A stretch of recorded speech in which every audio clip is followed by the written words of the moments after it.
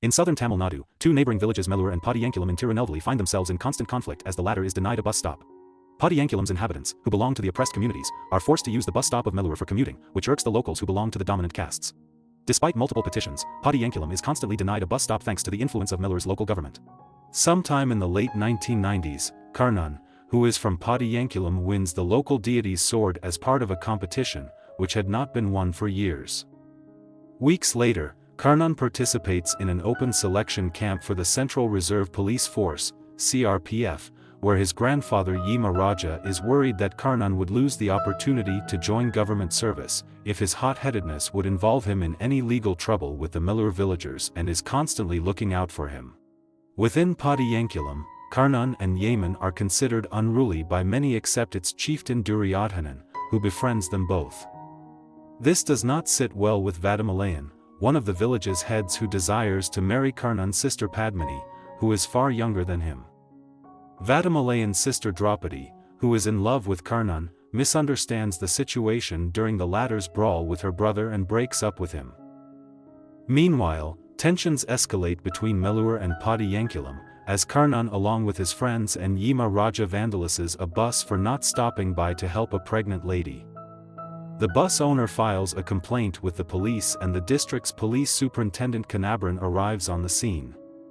Though the bus owner and Padiyankulam's residents settle the issue amicably, the incident bruises Kanabran's ego, who feels that the villagers must always be shown their place.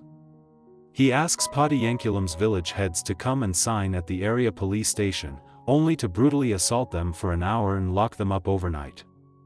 He insults them verbally and orders local police to file unrelated cases on them. Next day early morning, KARNAN and others arrive to the station and inquire about the elders. The police feign ignorance and send them out.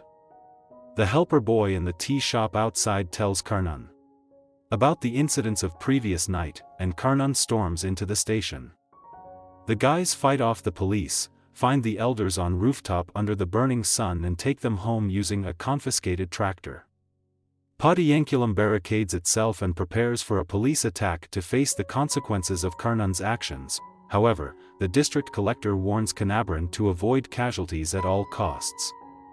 Draupadi and Vadamalayan settle their issues with KARNAN, and Yima Raja works on providing security to the villagers.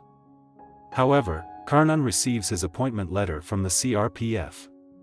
He refuses to leave, but is forced to leave by Yima Raja and the villagers, to have a better future. Minutes after KARNAN leaves, the police brutally attack the village. To save his community, Yima Raja kills himself by self-immolation, and KARNAN is forced to return with the local deity's sword in hand. He and Kanabran face each other, and he traps him using the sword. He takes him hostage inside a hut, ending the clash. KARNAN orders the police to bring in the MP, MLA and all important officers within an hour. Inside the hut, Kanabran and KARNAN fight, ending with KARNAN overpowering Kanabran for good.